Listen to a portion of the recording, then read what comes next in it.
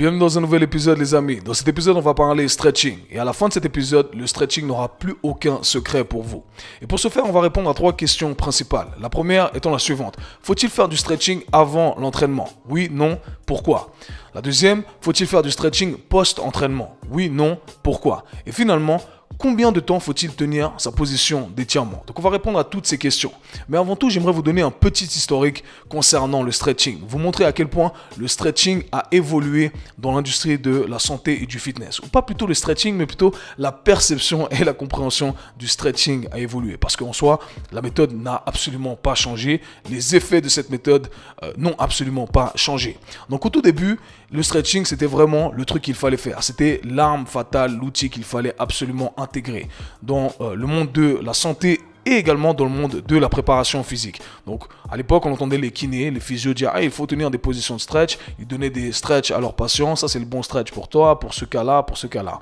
Dans le monde de la préparation physique, dans le monde de la performance, donc on parle ici de développement, eh bien on utilisait également le stretching. On disait qu'il fallait faire du stretching de 1 pour prévenir les blessures et on utilisait également le stretching pour certaines méthodes de performance. À savoir que si on stretchait les antagonistes, eh bien on allait mieux pouvoir recruter les agonistes, etc. etc. Okay, des trucs qui peuvent paraître farfelus mais qui ont été utilisés pendant très longtemps. En tout cas moi, quand j'ai commencé dans l'industrie du fitness, eh bien le stretching c'était vraiment le truc qu'il fallait faire. Okay, il fallait absolument le faire, c'était le truc qui était le plus négligé. Ça l'est toujours, by the way.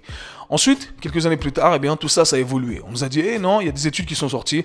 Le stretching, ça ne prévient pas les blessures. Au contraire, ça risque même de vous mettre à risque, d'accord? Donc, ne faites pas de stretching. Le stretching, ça ne sert absolument à rien. On a pris cet outil-là qui avait énormément de valeur. On a dit, non, on le jette à la poubelle parce qu'il y a certaines études qui sont sorties. Et quelques années plus tard, eh bien, on a vu l'arrivée de l'entraînement de mobilité, d'accord?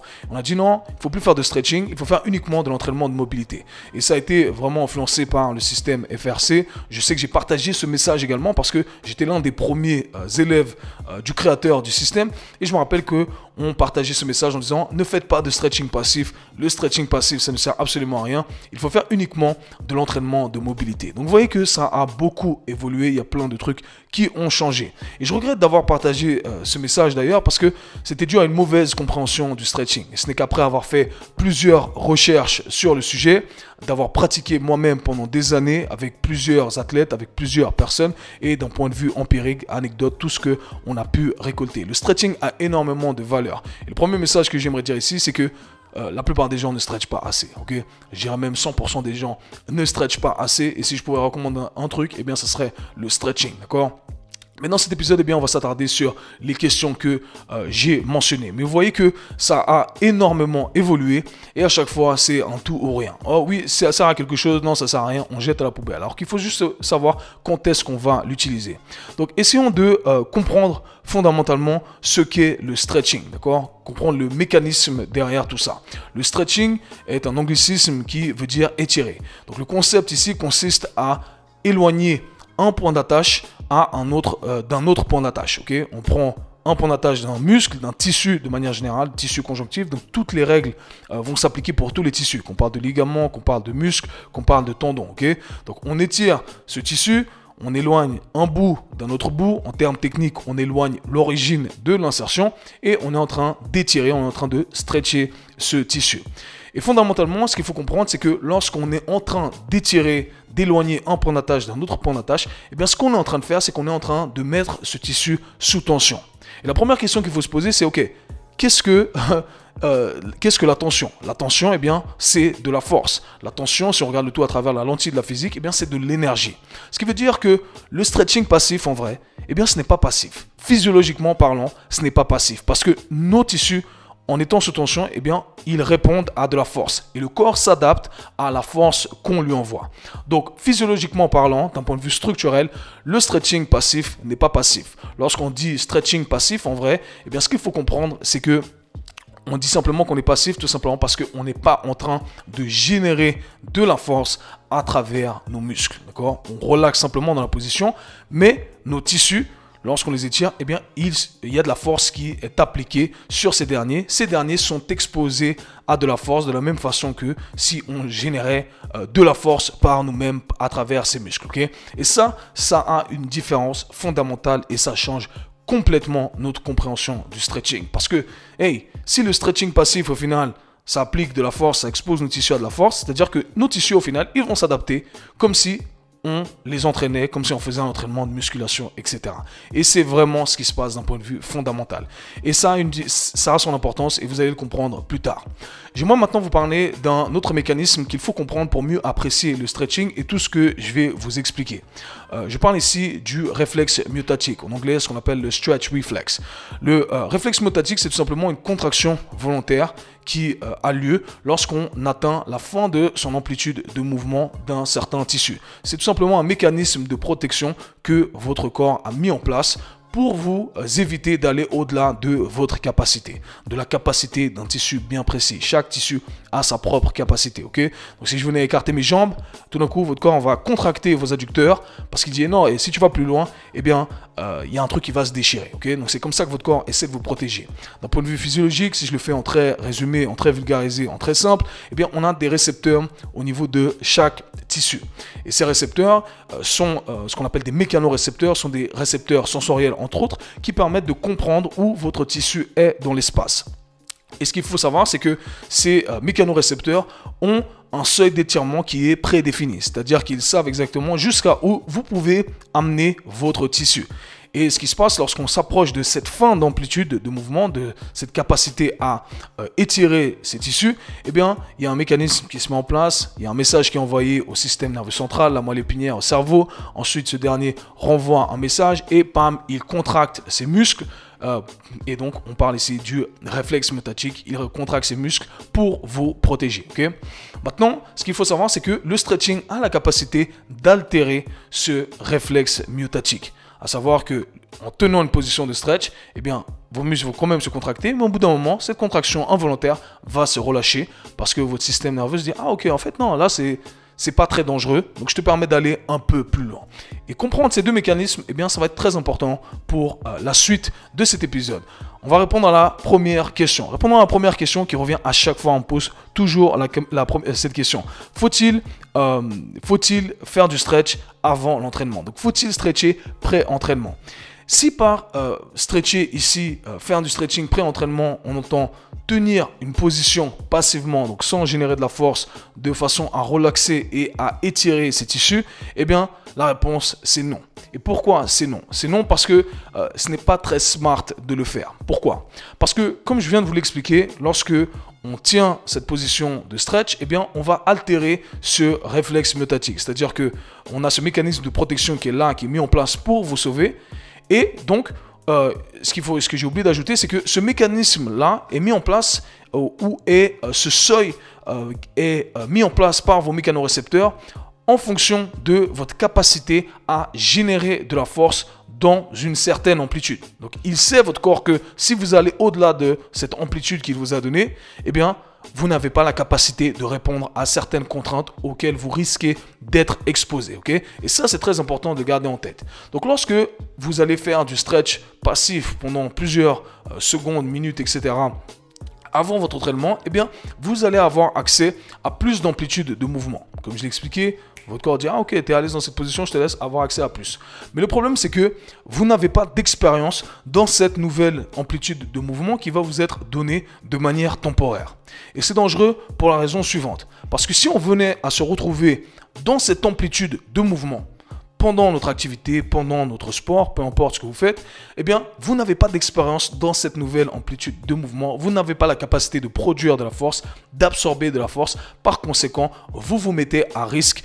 Il y a un risque de blessure qui pourrait avoir lieu si vous vous retrouvez dans cette position-là. Donc, selon moi, ce n'est pas la bonne façon d'utiliser le stretching. Et d'ailleurs, pour revenir à l'introduction du podcast, quand j'ai parlé du fait que le stretching a évolué, qu'on nous a dit que le stretching au final ça sert à rien, d'accord ? Au contraire, ça ne prévient pas les blessures. Eh bien, on faisait référence à ça, d'accord? Il y en a qui continuent à se blesser, oui, mais ce n'est pas parce que le stretching n'est pas bien. C'est tout simplement parce qu'on a utilisé cette modalité de la mauvaise façon au mauvais moment, d'accord? Et c'est ça qu'il faut garder en tête. Donc stretching passif avant l'entraînement, c'est un non pour les raisons que je viens de mentionner. Alors qu'est-ce qu'il faut faire? Moi je vous conseille plutôt quelque chose de dynamique, d'explorer les amplitudes de mouvement auxquelles vous avez accès et éventuellement de produire de la force en fin d'amplitude de mouvement pour préparer vos tissus à des charges auxquelles vous risquez d'être exposé durant votre activité, durant votre entraînement. Passons maintenant à la deuxième question. Est-ce qu'il faut faire du stretch post-entraînement? S'il y a des bénéfices à faire du stretch post-entraînement? Et la réponse ici, c'est oui. Mais pourquoi? Alors, pour ce faire et pour répondre de la bonne manière à cette question, eh bien, il faut que je vous explique rapidement le processus de cicatrisation. Alors, ce qu'il faut comprendre, c'est que lorsque on fait des entraînements, un des sous-produits des entraînements, eh bien, c'est qu'on crée des dégâts au niveau de nos tissus conjonctifs, au niveau de nos muscles, au niveau de nos tendons, au niveau de nos ligaments jusqu'à un certain degré, etc. Okay? Au niveau de nos os, également jusqu'à un certain degré. Et ce processus de cicatrisation, on est tous familiers avec. Lorsque vous coupez, ça saigne. Tout d'un coup, votre corps, au bout d'un moment, il va faire en sorte d'arrêter le saignement, il va fermer la plaie. Et avec le temps, eh bien, vous allez avoir une couche de peau qui va couvrir votre peau. Et vous voyez la cicatrice parce que la couche de peau qui a couvert votre peau, elle n'est pas bien organisée comme le reste de votre peau. Eh bien, le processus est exactement le même, mais à un niveau microscopique. Ici, on parle de nanomètres, d'accord? Donc, ici, on a nos fibres musculaires. Au sein de nos muscles, d'accord, nos fibres musculaires, eh bien, on va avoir des dégâts. Le même processus de cicatrisation va se mettre en place, d'accord? On a une première phase, ça se passe en 4 phases d'ailleurs, mais je vais garder ça très simple. Et on a donc ce processus d'anti-inflammation qui se met en place. On a le corps qui vient arrêter le saignement et on a finalement ce dépôt de nouveaux tissus, de nouvelles protéines, dont les protéines de collagène qui sont les protéines les plus abondantes. Okay? Donc ce collagène va être mis à l'endroit où on s'est blessé, à l'endroit où il y a ces lésions, ces micro-lésions, pour justement faire en sorte de créer un espèce de pont entre voilà, les fibres, comme vous le voyez pour votre peau, okay? Un côté de la peau et l'autre côté de la peau. C'est exactement le même concept qui a lieu. Donc l'exemple que j'aime donner ici, l'analogie que j'aime utiliser, vous me connaissez, j'adore utiliser des analogies, eh bien c'est un peu comme si on avait un trou dans notre mur et on prenait un bout de plâtre et on le mettait, on l'étalait comme ça rapidement, n'importe comment dans le mur, question de boucher le trou. Parce que à ce moment-là, eh bien, le corps doit réagir rapidement. Il n'a pas le temps d'organiser cette déposition de collagène de la meilleure des façons. Il va simplement déposer du collagène le plus rapidement possible parce que le but, c'est vraiment de faire en sorte d'arrêter le saignement, de faire en sorte d'entamer la première phase de cicatrisation. Donc ce que j'entends par là, c'est que votre corps va déposer ces protéines de collagène, mais de manière mal organisée. Et il y a des conséquences à ça. Le fait d'avoir ces protéines de collagène mal organisées, eh bien, vous n'aurez plus la même capacité d'étirer vos tissus. Vos tissus n'auront plus la même capacité à répondre à la même force de traction à laquelle ils pouvaient répondre par le passé. Pour vous donner des chiffres, même, ça peut aller de moins 20 à moins 50%. Donc imaginons qu'on pouvait tirer nos tissus sur 100 mètres, c'est juste imagé ici, et bien là on peut uniquement les étirer sur 80 voire que 50 mètres. Okay? Et c'est un problème parce que éventuellement dans notre activité, eh bien on est amené à étirer nos tissus au maximum, ou du moins là où on pouvait les étirer. Okay? Donc avec le temps, si on ne fait pas le nécessaire pour réorganiser ces fibres de collagène qui ont été déposées, eh bien, on va se retrouver avec des tissus qui ont une capacité à s'étirer qui est à chaque fois plus petite, plus petite, plus petite, plus petite, plus petite. Okay?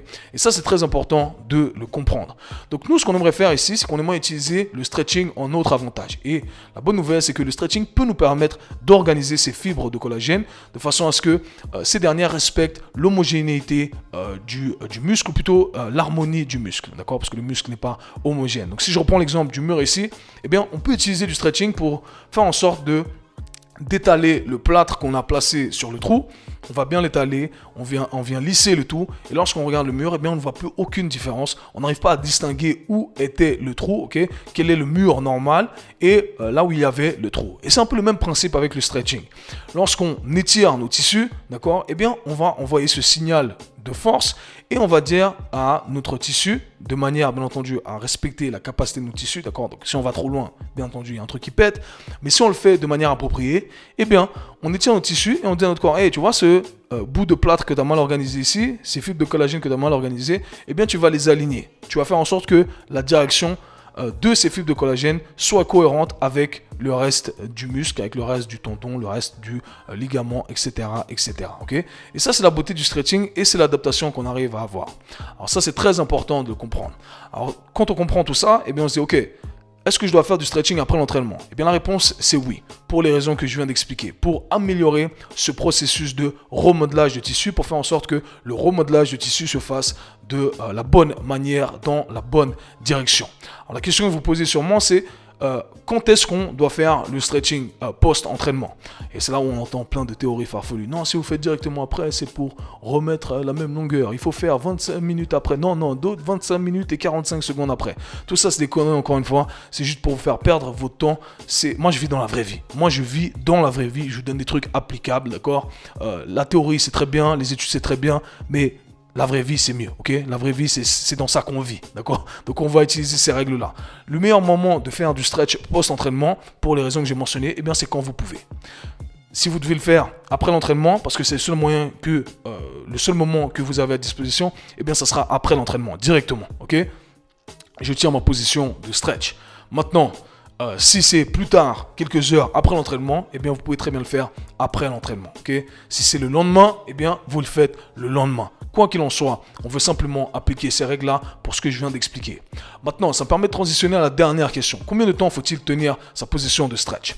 Pour bénéficier du remodelage de tissu, comme je vous l'ai expliqué, eh bien, il faut passer un certain temps sous tension. Le temps sous tension, c'est ce qui va dicter l'adaptation de vos tissus, d'accord? Si vous passez trop peu de temps sous tension, eh bien, malheureusement, il n'y a pas d'adaptation.